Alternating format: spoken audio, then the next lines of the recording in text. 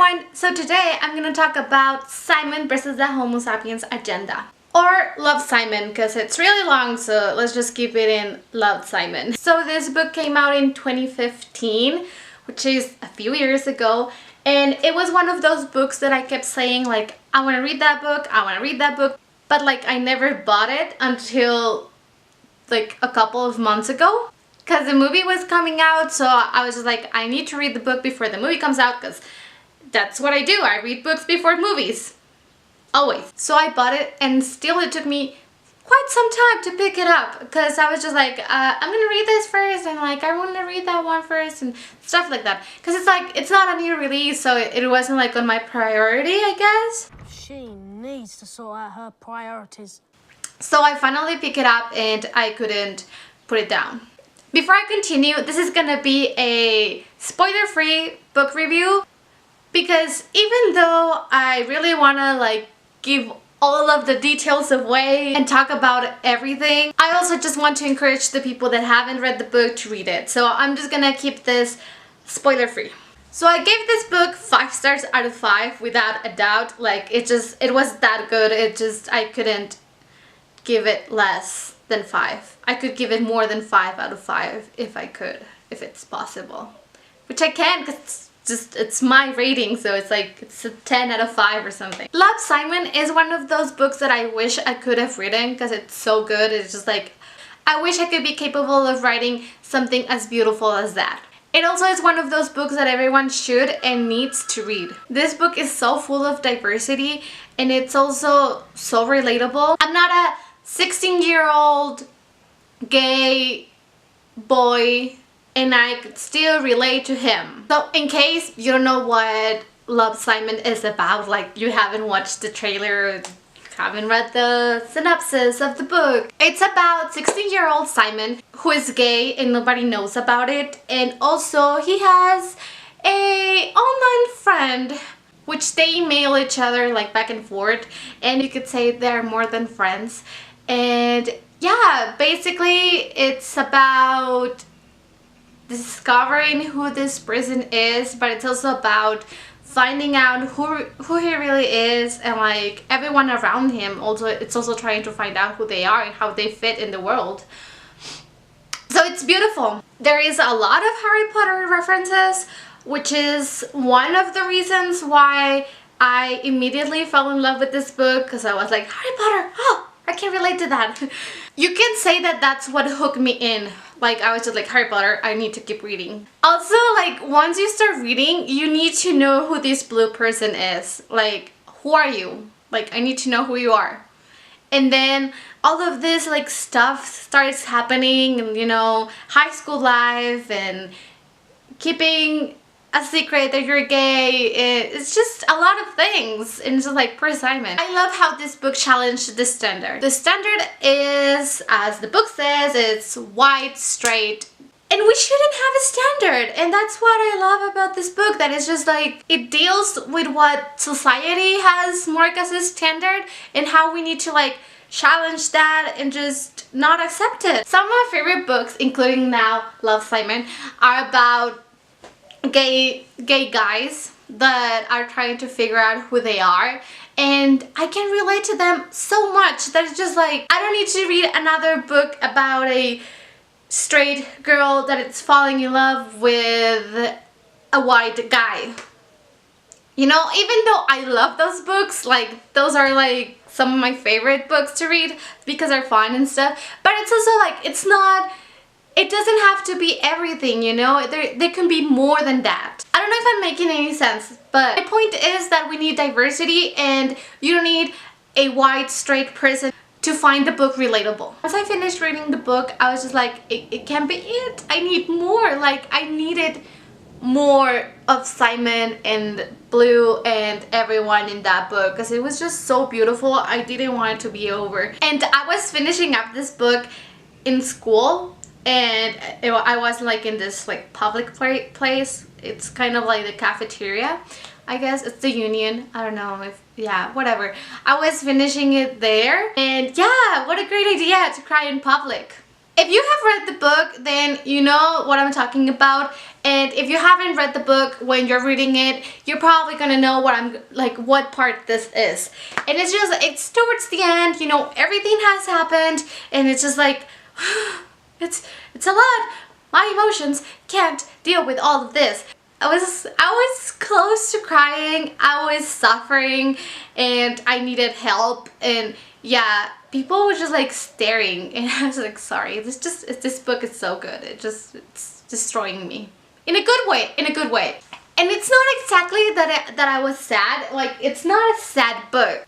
It has like some sad and also moments that make you angry, but it's all of the emotions. You're like, you're emotional, that's it. That's it.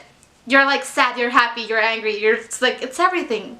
So once I finished the book and I cried and felt all of the emotions at the same time, I knew that book was one of my ultimate favorites. Like, now it's on the top 5. And yeah, I just wanted to talk about that book so much. I wanted everyone to read it. Like, no one's gonna read it, no one listens to me. And that is why I decided to make this video, because everyone's talking about Love, Simon. Everyone's talking about the movie, and I'm going to see it. But I wanted to talk about the book because it's been so long since the book came out, and some people are still haven't read it. Like me, I just read it like a month ago, and it's been out for like 3 years. So more people need to read it. Finally, one of the things that made me love and appreciate this book so much was how real the characters felt, and that's why they are so relatable. It's like, that person might be doing bad things, but there's also like something good that they might do. So it's like, they're humans, and that's what I loved about the book. How human and real every character felt. And like, once I finished reading the book, I was like, I need a Simon in my life. Like, I want to be best friends with Simon. You know how you sometimes read a book and you're like, oh, this main character is so annoying, I want them to stop. I never had that with Simon. I was so in love with him as a character. It's just like, I want you to be real. I guess that's like one of the reader problems, when you fall in love with the character and just like, I wish you were real so we can be friends in real life. Also, I think it's one of those books that should be read in classrooms. Like, it should be taught in a class, in an English class, so students can read something that they can relate to and learn from it. And that's what people should be reading in school. You know, yeah, we should read the classics and all that because they are the classics for a reason, and we learn lots of things from them, but we also need to be reading books like this, like contemporary books that just came out a couple of years ago, but like are so good that are gonna help the students to get through life. I don't know, I guess that's part of like what I want to do with my life. I want for people to see the importance of new books. Like, it's not all about the classics. I of course read classics for my major. It's literature, so it's basically all classics, but I want for people to find importance in new books. How important it's a story like Love, Simon for students that are alive now, that are in classrooms going through the same thing. And I don't want to be a teacher, but maybe I'm gonna end up being one and challenging the system to be able to teach books like this. I don't know, it's a book that made me think about how we avoid problems and we just stay in the standard, and we need to break that.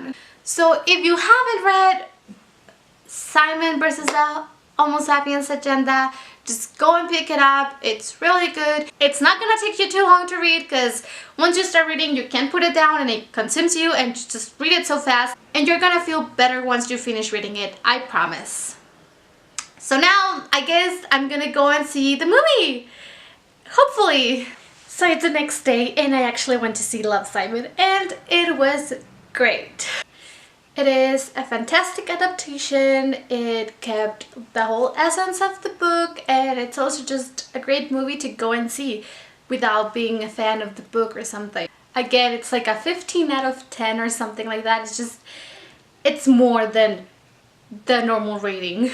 So I ended up going to see it with my mom because nobody wanted to go with me. I know, that's sad. I think it was a lot of fun knowing who Blue was. Well, nobody else knew, because I was able to like appreciate the reactions and stuff, because I wasn't worried about who Blue was. I was kind of worried that they were gonna change it, but they didn't, so that's great. It was awesome how at the end everyone just like clapped and cheered and they were crying. I was just like, oh, it's so beautiful. Everyone just loves the movie and like everyone loves each other. It's just, it's beautiful. Also, I don't know, for some reason I thought nobody was gonna go and see it. And when we got there, almost all of the tickets were sold out. So it's just like, oh. So we had to get like on the third row, which is like one of those seats where you have to like look at the the screen, and it's not that much fun, but I enjoyed the movie anyways. It was great. It was so beautiful, and I just can't wait to go and see it again, which I'm probably gonna go and see it at least 2 more times. But I'm not the only one. I've been spending a lot of time on Twitter, and you can find all of my like reactions, like my live reactions of the movie there, and I love seeing people just being like, I want to go and see it again, and everyone just sharing the movie.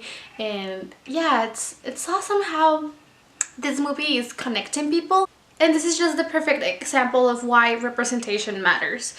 Just people relate to this movie and they feel happy after seeing this movie. They feel like they found a little bit of themselves in one of the characters, and that's just great. And it's effortless. It's not pushing diversity. It's just how it is. The thing is, I didn't cry, and I find that weird because I cry with everything, and I was so prepared to cry.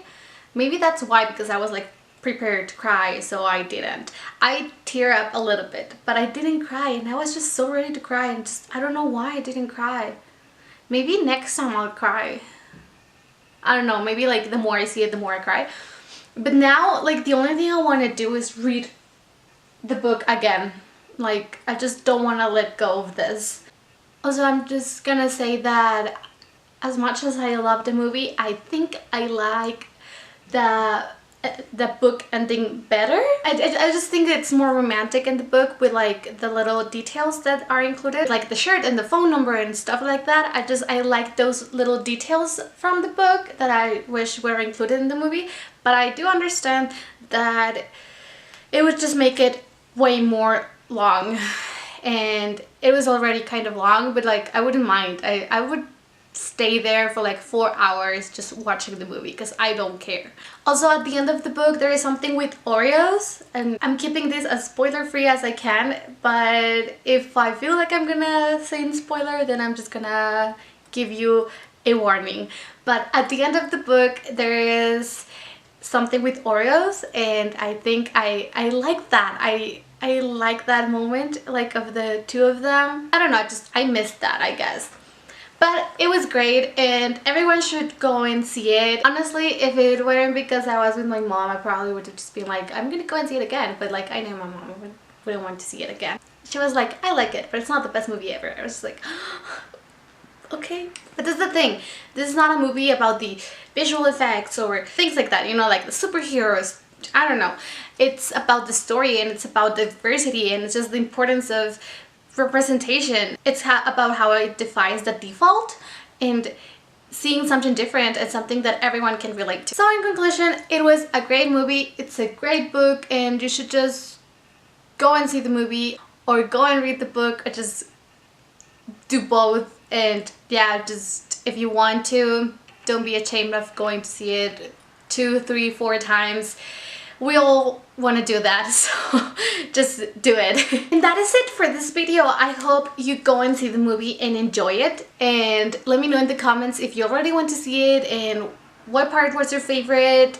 Also, let me know recommendations for more diverse books, because I want to read more like that, because it's important to read those type of books. Those should be our normal books. And one last time, go and see Love, Simon, because it's perfectly beautiful. Everyone should see it and you'll find something to relate to in that movie. So I'll see you next week with a new video. Bye!